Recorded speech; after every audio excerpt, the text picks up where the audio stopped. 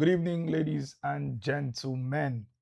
Welcome to Becoming Better Lecture Series with Dr. B. This is the July edition where we'll be answering the big question why. I want to welcome each and every one of you that are viewing this video live. And for those of you who may be coming to this video a little later, maybe because you were busy or you just couldn't make it to the live session, I just want to welcome you. Because in an age where we are very distracted, a lot of media, movies, people, just activities generally distracting us. If you can find time to be here, I really, really appreciate you. Thank you for coming. Thank you for joining. Now, a couple things for you to note. For a lecture like this, a series like this, it's very practical. There's a lot of knowledge out there. I think in this day and age, if you want to talk about a time where we have access to a lot of things, there is nothing you genuinely want to know right now that you will not have access to. So, if there is knowledge everywhere, what will really differentiate the people who succeed? They're the people who have the execution mentality. So, for all the things you're going to be hearing on this video or in this lecture, I want you to commit them in your heart to action. Get a pen or a paper, write it down, take note of the things that stick with you, and more importantly, write the action points. And when I mean action points, I mean the things that you are going to do once you get off this video or you're done with this lecture. Do you get my point? All right. So moving on very quickly, what are the things that you're going to expect from this lecture tonight? We're going to be answering the big question, why? A lot of people look at successful people, whether in music, acting, sports, business, or whatsoever, and we generally think that they have blue blood, like they're different people. They're just amazing. They're created that way. They are built like that. But that's not it. There is a reason behind them showing up. There is a why that they have answered long time ago, or maybe they didn't even answer it deliberately. Maybe the world or life itself forced their hand into that why, and they've been showing up because of that. So, how do you, as an individual, discover this why for yourself? How do you get this reason that keeps you consistent, that keeps you showing up? We're going to be answering that in today's call. And we're going to be having a framework as well. If you're not part of the community, I want you to get the link in any of the social media bios at Dr. Barnabas Amu, whether on Instagram, LinkedIn, YouTube, Facebook at Dr. Barnabas Amu, to join the community platform. I'm going to be sharing a framework for you to get your own personal mission statement. Very important. I'm going to be sharing that at the end of this lecture. Now, if you don't have a why for anything that you are doing currently that you are supposedly struggling with, this is the reason why you're struggling with it. And I want to advise you to put a pause or a halt to it until you discover that why. What is the reason behind that thing that you keep starting and stopping? If it's a relationship, if it's a project, if it's a book, if it's whatever, what is the reason behind it? If you do not have that reason, I want you to stop now. Make a mental note to stop and only restart when you're done with this video and you have finished and gotten your why sorted. If you're here up until this point and you're not yet subscribed to this YouTube channel, I want you to hit the subscribe button very quickly, hit notifications as well, and more than anything, share this link on your social media platforms, on your status, or with any individual who you believe will benefit from this lecture or from this video. I want you to do that very quickly, even as we proceed. And at the end of this lecture, I'm also going to be sharing with you the Becoming Better brunch. It's happening in August for community members only. And this is exactly why you must be part of the Becoming Better community. But I'll say a little more about that at the end of the lecture. So let's get into it very quickly. First slide, why? This is the question beneath every question. Why? the question beneath every question. And every human being must ask this question if they want to live a meaningful life. Why? A lot of people think that that question is confrontational, right? They feel, oh, if somebody says, oh, I want to do something, and they say, why? They think it's confrontational, but it is not. It is very important for you to determine the reason behind why you are doing what you want to do. The reason behind why you are doing what you want to do. And it's not a negative question. It has a negative connotation to it, but it is not a negative question. If there's a call to hang out, or there's a call to do anything whatsoever, go to the movies, read a book, visit a friend, or what have you, right? And you don't have a reason why you are doing that thing, it doesn't make sense. You must discover the reason behind every undertaking. If you want to genuinely live a meaningful life, this question must be asked at every point. Somebody may say, oh, why you keep questioning everything? Why would you be asking me why? Just do it. No, it's going to be difficult. You're going to get to the middle of the journey and ask yourself, why am I even doing this thing in the first place? Why am I here? But if you had answered that question before you embarked on that journey, that thing would have been sorted already. And you will not be having any conflict in your mind as well. So a lot of people don't sit with this question long enough. It's very, very important. We don't sit with this question long enough. We like to breeze through it.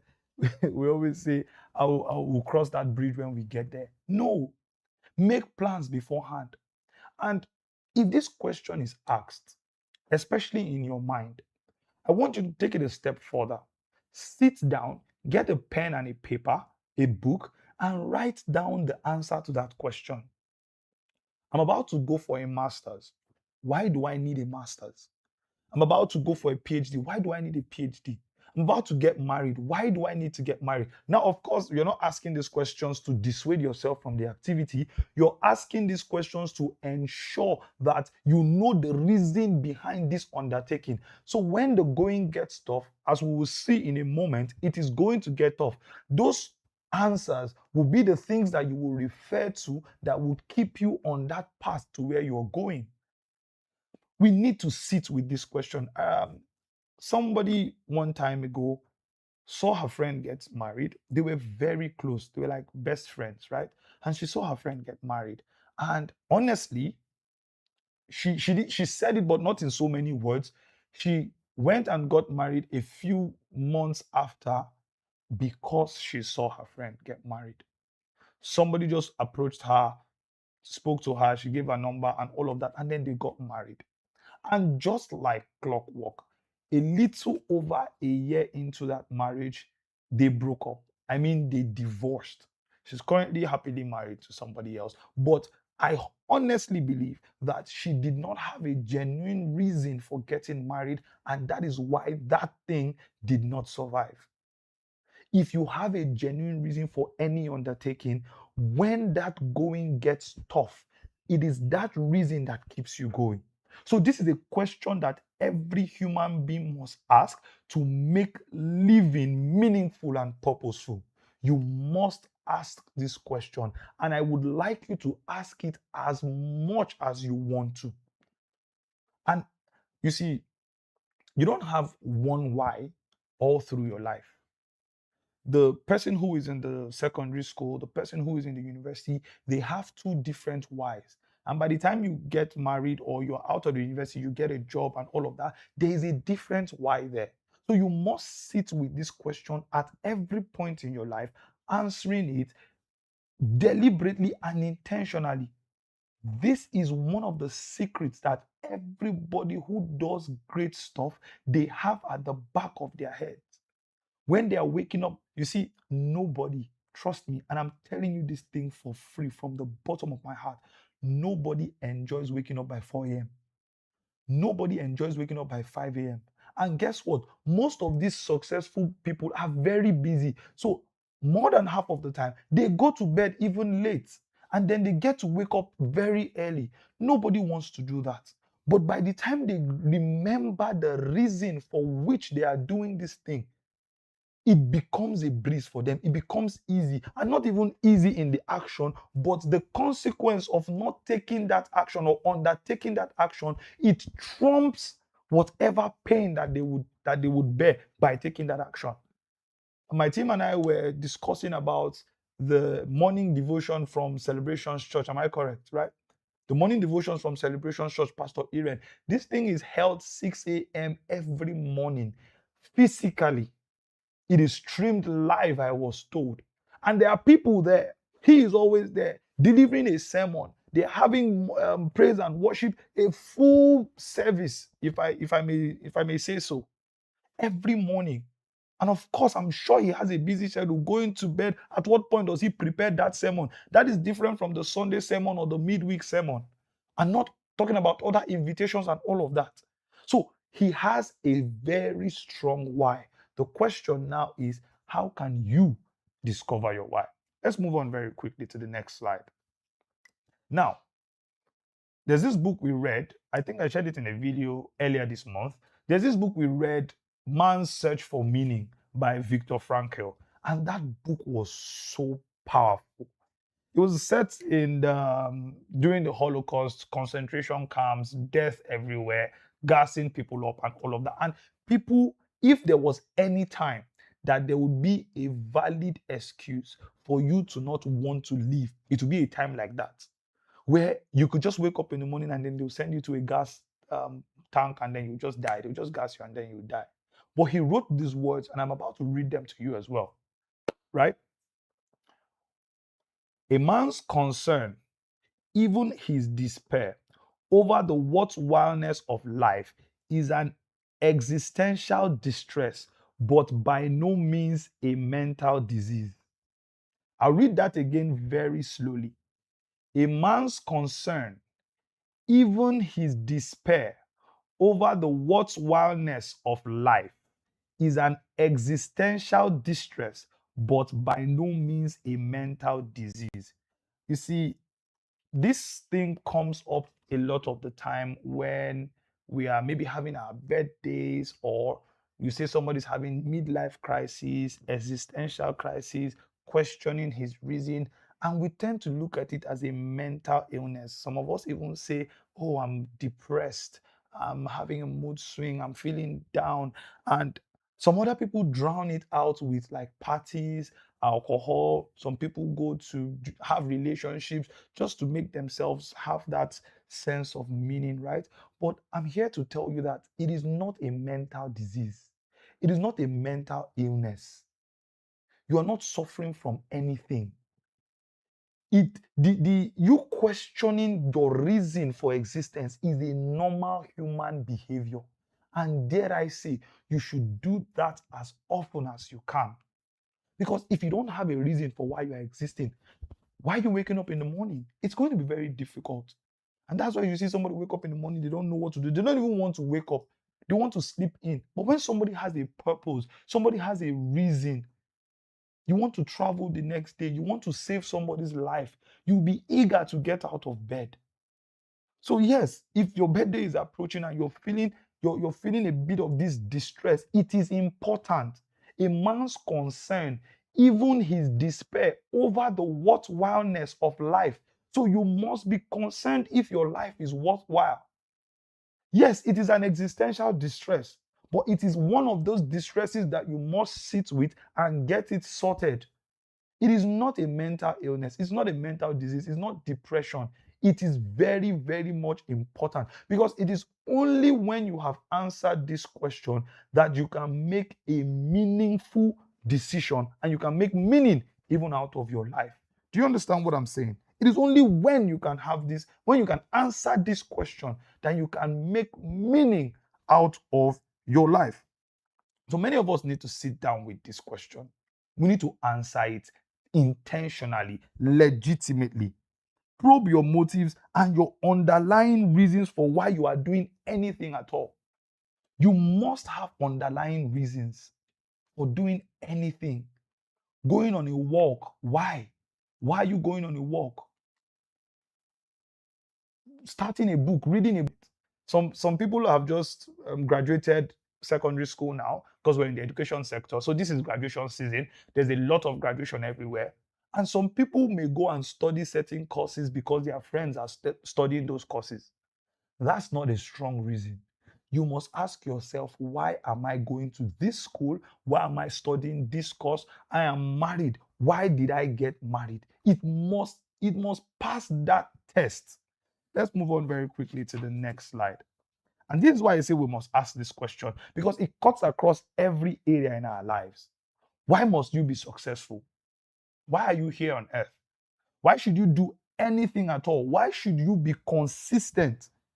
Why should you get a job? And why should you get the particular job even that you have gotten? Right? Why do you need money? Why do you need children? Why do you need a car? Now, I'm not, like I said, let me rephrase. I'm not saying that these questions don't have answers, or when we hear the word or the phrase, why do you, we already feel attacked. Why do you, oh, are you saying that I don't need it? Why not? Why not is not a legitimate answer to why do you need a car? Why not? Everybody has a car now. Why shouldn't I get one? Don't I deserve a car? No, that's not what we're saying.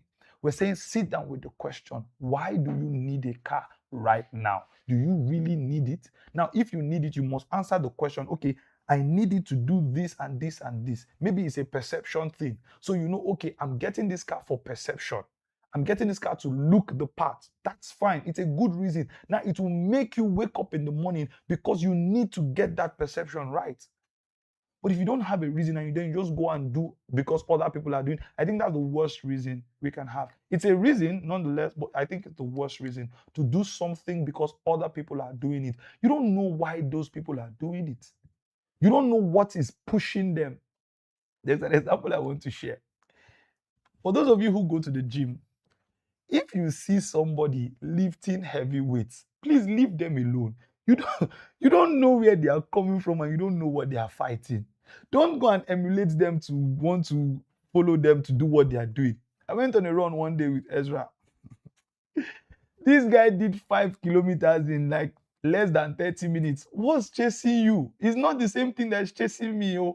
I'm doing this thing for a reason, right? I've done the research and I know why. I'm not doing it to beat a record. I'm not doing it to hit a target, but that was his reason. Now imagine me chasing his speed with my own reason, not knowing his reason. He had read somewhere about beating that the average man runs 5 kilometers in over 30 minutes thereabout, right? And he wanted to beat that average because that's what drives him. And that is fair. That's his reason. But that doesn't mean that I should emulate him if I do not know that reason or more so have that reason. So stop avoiding the question why.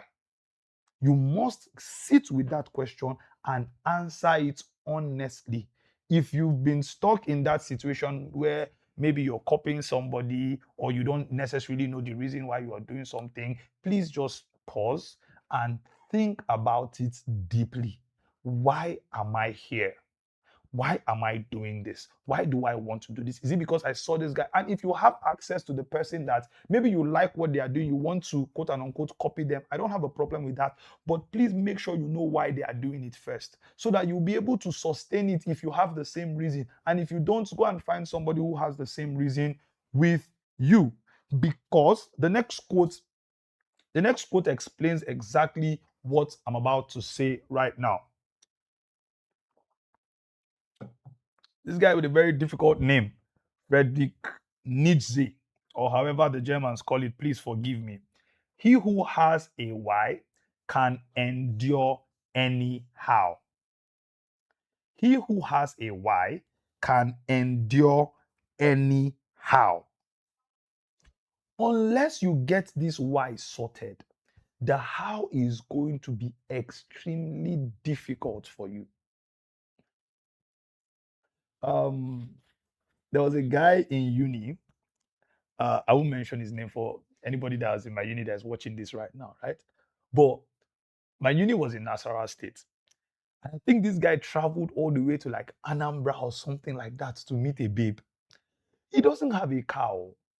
And this guy is still living on like pocket money. But he found a way You know the popular saying, when there's a will, there's a way. This guy found a way from Nasarawa State to Anambra to go and meet a babe because his why was very strong. His why was very strong. Now, if you have that strong why, a lot of people make jokes that a crackhead can get money from anywhere because that urge is a very, very strong why. So the how gets difficult. The how gets expensive. The how gets exhausting. The how gets tiring. Waking up every morning to do a workout, waking up every morning to cook, waking up every morning to go to the job or to go to work is difficult for everybody. But the people who know the why of these things find it easier to continue with this action. The girl who has just gotten her heart broken hits the gym with a different level of vim. And you see them bounce back. I think it's called revenge body. In my opinion, you should have just gotten the body in the first place. Maybe they will not have broken up with you, but that's not why we're here. That's not why we're here. Don't worry. Let me come back. Let me come back. Okay, right? So, but the person with that why gets to the gym even earlier sometimes than the gym instructor because there is something pushed. There's a point to prove. There is a why behind it. But the person who doesn't, now, case in point, before I got married, six packs, guns, bam, bam, my chest popping and everything. But then I got married and the next thing, waking up, we just do like light workout. The why, no longer trying to present myself like that. But of course, we're getting back to shape. Don't let my wife see this video, right? But the point is this: don't copy people's how. Find out their why. Once you get that why, the how becomes easy for you to do. In fact, if you get your own why, you may do it a lot harder, better, faster, and you may even stay more consistent than those people. You may stay more consistent than them, I tell you. A lot of us have been solving for X in secondary school. Maybe that's why you're not even good at maths. Because you keep asking, why am I solving for X? Why am I looking for X? Did X misplaced? Did X lost and all of that? It is because of this. You don't know the reason for it. So it becomes difficult for you to do. So you must find out that reason. I have three major people here. I chose Aliko Dangote, Joyce Meyer, and Andrew Carnegie, right? And then we researched these guys. Aliko Dangote wanted to leave a legacy. He didn't want it to seem like, oh, he's a Nepo baby and his family was the one that made him. So he's driving towards legacy. That's his why. He wants to make a name for himself. And I heard him recently also saying that he wants to put Nigeria on the map as well. So the guy has a why. Dangote is not necessarily working that hard right now, doing all of that for money to buy a car or money to eat. He's gone past that level. He has a different why now that is driving him. And that's why the guy is still waking up every day and going to work. You may not understand it, but you like the results. You like that he's showing up. You like that he's investing in other industries. But have you found out what is really driving him? Joyce Meyer has written thousands of books. She shows up every day preaching. She's mentoring people. Joyce Meyer had a very terrible childhood. She was raped by her father. For most of you who don't know that, she had a very bad marriage. She divorced her first marriage and all of that. And then she got a leading to help people even through her experiences, through her stories. And that thing that she has experienced, she's harnessing it, she's caging it as her why and using it to help others. So when you see her churning out thousands and thousands or tons and tons of books, you should understand where that thing is coming from. Andrew Carnegie believed that there are three major phases in people's lives, right? The one where they learn, the one where they earn, and then the third and final phase when they give everything back. He was more interested in income redistribution, taking money from like where people are rich and then giving it to poor people as well. So he lived his life with that purpose. He lived his life with that why, to make as much money as he could and then give back to people, to poor people, to people who are disenfranchised, people who have something to do but they lack that resource. That was his why, and he stayed through with it. He came to work every single day with that why at the back of his mind. All right, now, how do we identify this why? How do we identify this why? Because, like I said, don't just copy people's how. You must copy their why. Success leaves footprints, and by a meticulous observation of the past, we can spot the patterns that carve out our future. So if you see people who are successful now, maybe if you're in the content space, people who are doing podcasts, people who are posting content, people who are just generally successful, rather than just looking at what they are doing, have you found out where they are coming from? How were they in their past? I recently watched a video of the Olushola, right, on a podcast where he was explaining how in 2018 or thereabouts he was going to his friend's house to make videos on phone. They will make like 8 videos in the night and all of that. He was posting little here, little there. He was doing skits at some point, and then he started scaling up now until now that he's making about 150 to 200 content posts a month. Now you look at 150 to 200 content posts and your head is blown. You're like, wow, how do I do 150 to 200 posts? And then he said on that same podcast that there are some social media accounts that he doesn't even know, like the password, or he has not even made a post on those social media accounts. So he has systems that have been built overseas. If you copy the how without knowing the why or where he's coming from, you would get stuck and you would think that, oh, this guy is just built different. He's built like that. No. Mentioned about having 24 hours to 48 hours recording stretch. I was super motivated and impressed by that, by the way. But the man has something that is pushing him. You should discover what is pushing you. Next slide, very quickly. So I've highlighted 4 basic areas that you can get your whys from. This is the meat of the matter now. 4 basic areas where you can get your whys from. Number 1, consider the people in your life. Consider the people in your life. Personally, my family is my biggest why. I mean my immediate family. My beautiful wife and my handsome, intelligent son, they are my very big why. So why I do everything that I do.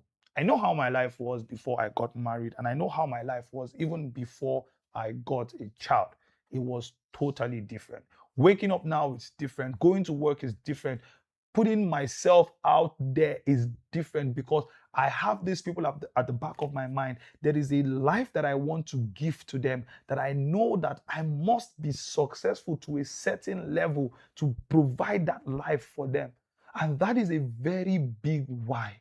The people in your life, you guys watching me right now, are in a very close second to that, right? That's why I'm here on a Sunday evening live on YouTube giving you these nuggets, because I want to see people become better. I speak to my friends, I speak to my acquaintances, people call me for clarity sessions and I have conversations with them. And it's extremely difficult for many people out there to stay consistent. And I've seen this genuine drive, this genuine will. They want to be, but they lack the frameworks, they lack the consistency, they lack with the systems that will help them. And that's my why. The people in your life. The quote on the screen says, a man who becomes conscious of the responsibility he bears toward a human being who affectionately waits for him or to an unfinished work will never be able to throw his life away. He knows the why for his existence and will be able to bear almost anyhow. A man who becomes conscious of the responsibility he bears toward a human being who affectionately waits for him. My carpenter one time was working for me, and randomly he just said, I think my wife was pregnant at the time, and he just said something to me randomly. He said, sir, I look forward to going back home to meet my daughter to play with her. And I was blown away by that. This was somebody who waited for a child for a few years into his marriage. And he says that he looks forward every day to going back home after a hard day's job of being a carpenter to play with his daughter. So a man who becomes conscious of the responsibility he bears toward another human being who affectionately waits for him will never be able to throw his life away. If there is somebody that is waiting for you, if there is somebody that you know needs you, you will never be able to throw your life away. Sidebar. This is why you should get into a relationship. It will help you to stay consistent. But, anyways, a man who has somebody that is waiting for him will never be able to throw his life away. Have you heard when people say, "Oh, I want to get mama a car. I want to build a house for my father. I want to do this for my family. These guys have come through for me. I want to return the favor." So they are working hard just because of the people in their lives. When somebody has their mom or their dad as an anchor and sometimes they lose them, you need to see the tears and the way they feel. It is deeper for them because those were the people, those were the reasons that kept them glued to what they were doing. So it's important for us to examine the people in our lives. This is a way we can draw out a why. Look at the people in your life. What would your success mean to them? If you get better, if you show up consistently at work, if your business grows or you look better or you are even healthier, how would it affect them? They could be your why. I remember in group counseling one time, we were asked to consider somebody who we look up to, somebody higher and bigger than ourselves that we want to do better for. So it's important for you to consider somebody in your life, anybody. I shared this story earlier this week. My wife isn't so good with taking medication. She must be reminded, set an alarm, and all of that. But when she was pregnant for our son, she was able to stay on the medication for 9 months straight. Her why was her unborn child. She considered that baby, that she was responsible for that baby, that the baby awaited her. So it was much more than herself. Somebody who cannot finish 3 days prescription of malaria medication took medication for 9 months. That's the power of the people in your life. So if you've not thought about this before, get a pen and a paper wherever you are. Pen down what your decisions will do for the people in your life. Your mom, your dad, your siblings, your husband, your spouse, your friends, whoever they are. How will your life help them? Because he knows the why for his existence and will be able to bear almost anyhow. It is important to search this out. Number 2, seasons of pain. Have you ever considered seasons of intense pain, hardship, and difficulty you have carried and what they forced you to become? So, this is one way that a lot of people source their whys in life. And sometimes, honestly, it can be very, very painful. I know. Maybe somebody loses an arm or loses a leg, gets involved in an accident, was born deformed. These are seasons of pain. But you find that a lot of people, they harness and carve out a why from those seasons of pain, from those seasons of hardship. So I want us to look back at our lives and consider areas or times where we have been in seasons of pain. What are the hardships that you have passed through? Somebody would say, you see, and I think my dad says this sometimes. He has been through some seasons in his life of intense poverty where getting meals, getting food to eat was difficult. And those things served as very important whys for him. When I was growing up, even on Christmas Day, my dad would go to work. Sometimes he would go to work on Sundays. He had a drive that was pulling him because he knew where he was coming from. He has had seasons of intense hunger, intense pain, intense poverty. So when you see somebody like that going to work and you are also following that person, you must understand the person's why. You must understand where the person is coming from. You must understand their hardship, their difficulties. So if you want to get a why, look at your life. What are the difficulties that you have experienced? What are the pains that you have experienced in your life? What are the losses that you have experienced? Because a lot of the time, we pass through those things to serve as a determinant for us to keep showing up. If you have lost something in the past, maybe that is why you would keep showing up. But a lot of us have not sat down to, I want to use the word harness the juice harness the gold that is in that suffering. It is important for us to sit in our seasons of pain. Some of the most beautiful songs have been written during heartbreak seasons, right? Those people harness their pain. And of course I shared earlier about the man. Let me not be gender biased. The man or the woman who is trying to get revenge body at the gym, right? He's harnessing seasons of pain. So sometimes when you are broke, I think Jim Rohn shares the story all the time. What's changed in Jim Rohn's life was when he was faced with a situation. These girl scouts that sell cookies, they came to his door, and I think he was supposed to buy it for just $2 or so, and he did not have as little as $2 to buy cookies from this girl, so he had to lie to her. He said that his house is filled with cookies, that he has already bought a lot of cookies from other girls, and he's not able to buy again, and he's absolutely sorry. And then the girl's like, oh, that's good. Thank you so much for all that you have done. And the girl left.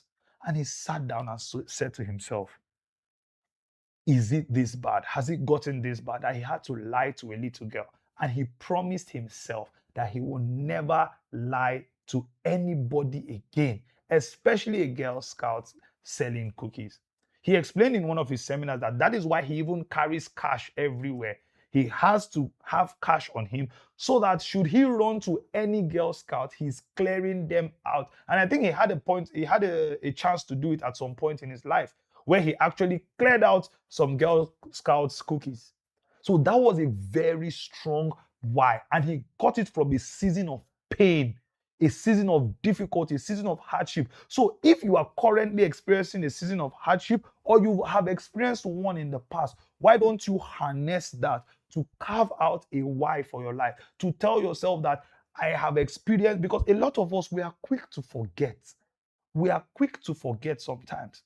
If you were hungry for 30 days and you got food on the 31st day, you'll be very quick to forget the hunger. But no, I want you to harness it. Think back, cast your mind back. That's why you need a pen, you need a paper to get this thing down. Thirdly, your purpose. And this is very important. Your purpose. Now, let me read what we have on the screen. Everything was made with a purpose in mind. And what comes easy to you is what you will stay consistent at.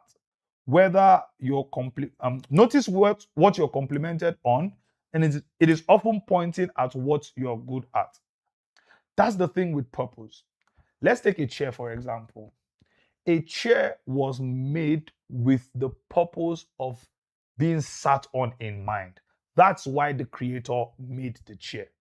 The creator made the chair for you to sit down on it, and he determined the purpose even before he created it. So your purpose was already determined before you were created. And I see people say, oh, I'm trying to find my purpose. I don't know what my purpose is. You discover it because it's in you. It was wired into your DNA. You already have your purpose in you.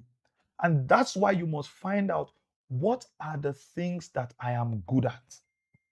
That's what the line says there. What comes easy to you? What is it that you are good at? What is that thing that you do that other people find it a bit difficult to do? And you don't even know why they find it difficult to do, because the thing comes easy to you. That's your purpose. That's why you were built. It's in you already. That is your why.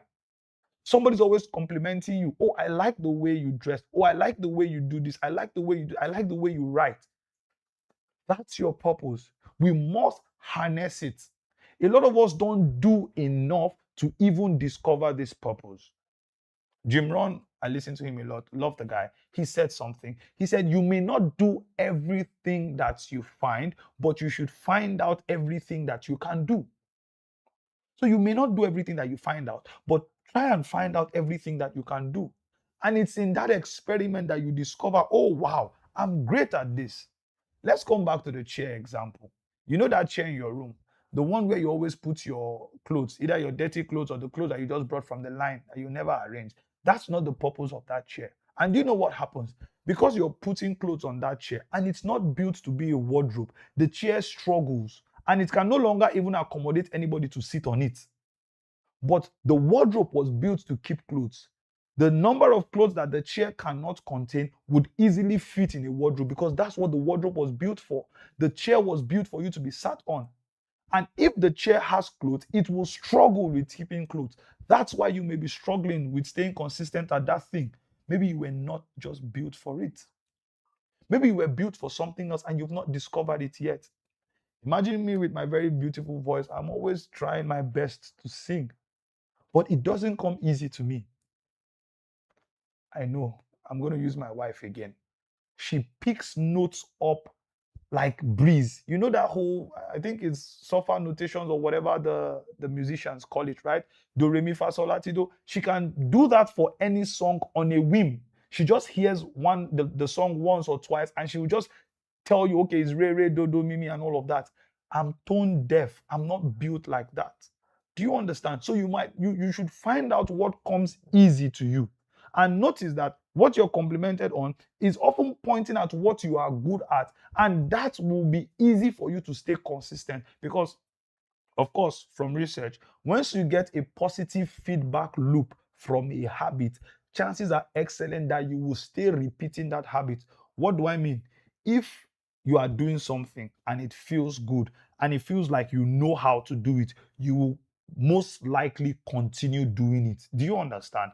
Like you're playing FIFA with somebody now and you're always beating the person. You enjoy playing with that person so that you continue beating the person. Do you get my point? So if you're good at something and you know that you're good at it and you are doing it, chances are excellent that you will continue doing it and you will stay consistent at it as well. Last but not the least, posterity. And I love this one so much. This is what Dangote was talking about here. So, of course, we know this Maslow's hierarchy of needs, right? Physiological, safety, love and belonging, esteem, and self-actualization, right? And of course, from the bottom up, we have food, water, shelter, all those basic needs, right? That's the first level. That's some people's why, right? They are hungry. They've not eaten today. You see some of those people on the streets, they are hustling and they tell you, bros, I never eat today, and I'm here, I'm hungry, and all of that. So that's the bottom level. It's one way. If you're at that level, that's your most why. Food, water, shelter, clothing. That's a place that you can get your why. Now, if you have that sorted, you move up the ladder as well. Safety, right? Financial security, love, romance, and all of that, right? Even physical protection. That's where you see people getting CCTV cameras in their houses and all of that because food has been met, shelter has been met, clothing has been met. In fact, some of them are married, so some of those basic needs are met. So they now go into protection, financial security, you're saving, you are investing, hedging money for the future, and all of that, right? That's another level to get your needs from. If you've gotten your basic needs, then you start looking at safety, right? So that can be a place for you to get a why. Oh, I need to secure this. I need to secure my life. I need to do this and do that. Number 3, love and belonging. These are friendships, family connections, romantic relationships, and all of that, right?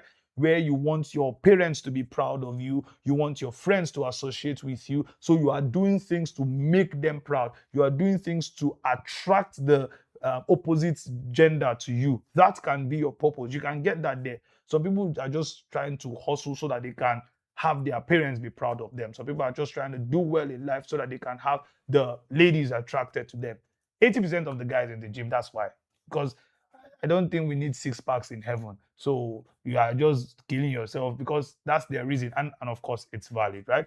And once you get all these things sorted, your food, your basic needs, safety, shelter, protection, and all of that, love from your family, from everybody, then we go into esteem. Some people want to be respected. They want recognition. They want this feeling of self-worth and status in society. So somebody is hustling now. Okay, sir, you have enough to eat. You have cars. You have security in your house. Your family loves you. Your children love you. Your wife loves you. Your friends associate with you. What else are you doing this thing for? Someone who says status, self-worth, respect from society. Some people get the PhD and say, oh, you are not calling me doctor. Do you know what I did to? So some people, and I had somebody like that in my PhD class as well. He literally got a PhD just so that they could call him doctor. In fact, on the very day of our final defense, right, the external defense, he already started. He said, "Change my name on your phone to Doctor So and So." That was his reason, right? That's esteem. In fact, he was retired at the time. So he was done with a lot of these things. He had children, had a family, and all of that. So he wanted that. And that was his why. It is very important. If that is your why, document it.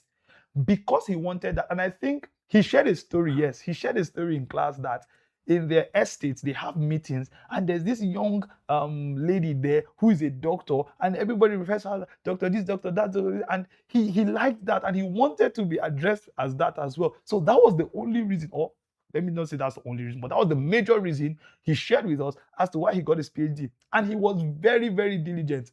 It's not all of us that started the class that finished it, but he finished it because he had this reason. And he went back to that estate meeting, I'm sure, to reintroduce himself as Dr. So and so. It's a very important why. He discovered it, he wrote it down, and it ensured that he stayed consistent with it.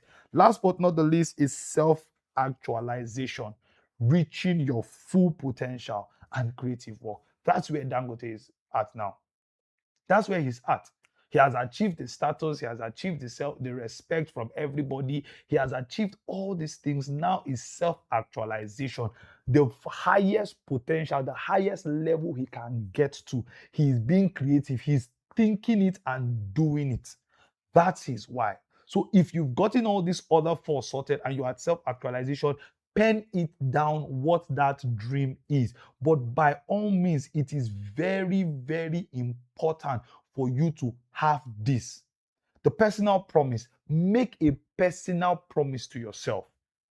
A motivation would ask you, do I feel like it? But a personal promise will say, I will show up regardless of how I am feeling. That's the power of a personal promise. And you cannot make a personal promise without knowing your why in the first place. It is important for you to know that why before making a personal promise. Very, very, very much important. So motivation is responsive, right? It waits to see the condition. Oh, I want to, I'm supposed to write in the morning. Then you wake up in the morning and you start saying, I don't feel like writing. I don't feel like doing this. Or you want to go on a run or on a walk or whatever it is. You gauge the conditions. But a personal promise is preemptive. The conditions are irrelevant. You've already made up your mind beforehand that this is what you are going to do, and you are going to stay consistent at it no matter what. So, before I take your questions, I want to leave you with mine. What is your why? We've talked about the people in your life as a motivation. We've talked about your pain as a teacher. We've talked about purpose as your design, what you are built with, and promise as your anchor. So, how will you construct the story of your posterity? What is your why? Write where you are. If you have a pen or a paper, write it down. If you are just with your phone, open your notes app. I think the Android have notes app, the iPhone users have notes app. Whatsoever phone you're using, if that's all you have, but if you have a pen and a paper, I would prefer that, right? There's this whole research about the brain connected to the finger, blah blah blah. But whatever it is, write your why down. If you have listened to everything that I have said, from the people in your life to the pain you've experienced to your purpose to posterity, if any of these things have resonated with you and you are inspired, you've thought about a why don't you quickly pen it down right now so that you can revisit it and reframe it? Like I said, I'll be sharing a framework for you to discover your personal mission statement. Okay, so before we wrap up very quickly, I will be going into the comments section right now, the live chat. If there's any questions, I would like you to just put it up in the live chat. If there's any question, I would like you to just put it up in the live chat so that we can attend to it very quickly. If there's any question, we can just put it in the live chat. Okay.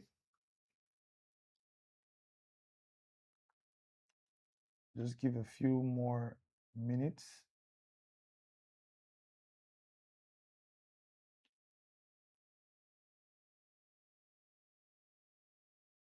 Okay. All right. So we're going to be having the Becoming Better brunch coming up in August the 27th, the 22nd. It is exclusive for community members. I think the link to join the Becoming Better community is on the live chat right now. Right? Yes, the link for joining the Becoming Better community is on the live chat. So if you're not part of that community, do well to go join right now. We are going to be we're going to be sharing more details on the community platform, right? The Becoming Better Brunch with Dr. B. We're having activities like the 5 kilometer walk. We're going to be doing some aerobics, playing some games, painting, networking, and a one on one session with me. Of course, I'll be there live to take questions, to talk with everyone, to share some ideas. And we're also planning a book review as well. So, in the month of August, we are going to be reading a book in the Becoming Better community. And during the brunch, we'll discuss the takeaways from that book as well. So, the Becoming Better community is a place with like minded people who are interested about personal development, about becoming better, and knowing that Rome wasn't built in a day, but the bricks were laid every single day. We keep showing up one day at a time, knowing that consistency is the name of the game and not perfection. So, if you have this same mindset, you want to be part of a group that spurs you to become better, to do better for yourself and for the people around you, this is the place for you to be. So, yes, do very well quickly to join the Becoming Better community. So, okay, I think we have a question on the live chat. Um, Aziz Soba Emmanuel says, good evening. Please, I know my why, but the problem is making it strong and keeping it that way.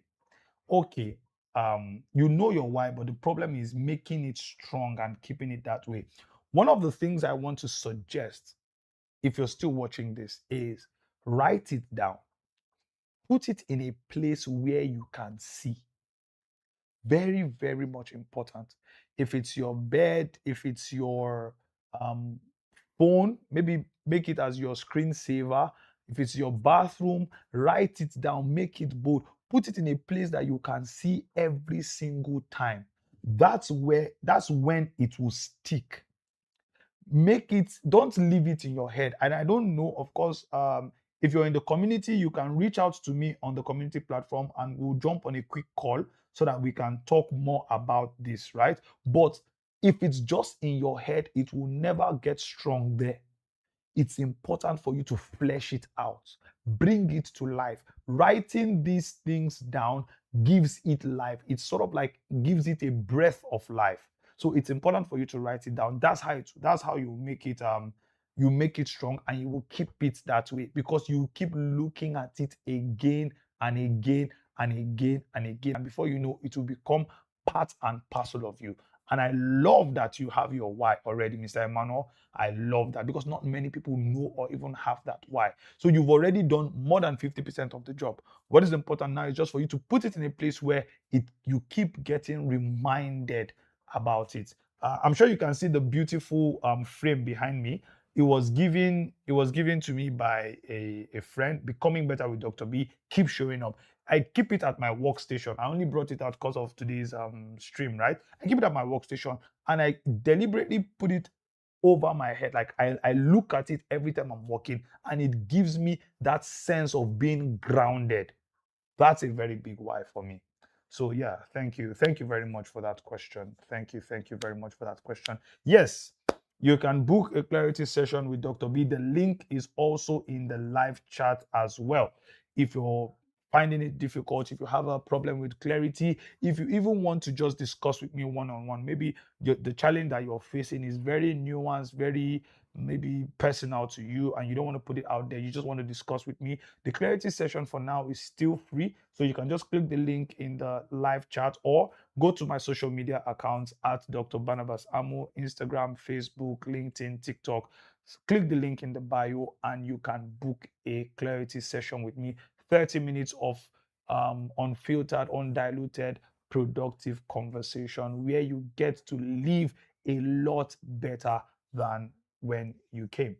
So, yes, let me just give a few moments before we wrap up tonight. If there's any more questions, you can just put it down there on the um, live chat. If there's any more questions, you can just put it down there on the live chat. Just wait for a few minutes before